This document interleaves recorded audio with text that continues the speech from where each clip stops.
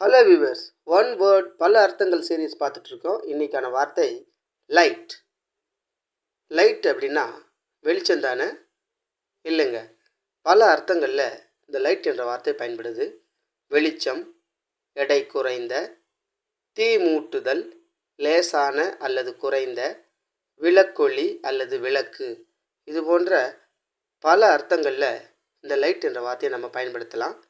வாங்க இதுக்கு சில உதாரணங்களை பார்க்கலாம். விளக்கை இயக்கு, டர்ன் ஆன் த லைட். இந்த பை மிகவும் எடை குறைவாக இருக்கிறது.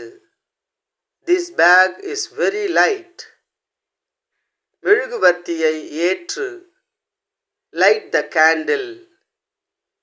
நான் லேசான காலை உணவு சாப்பிட்டேன். I had a light breakfast.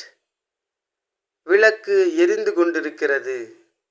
இதை எப்படி இந்த லைட் என்ற வார்த்தையை வச்சு ஆங்கிலத்தில் சொல்லணும்னு கமெண்ட் பண்ணுங்கள்.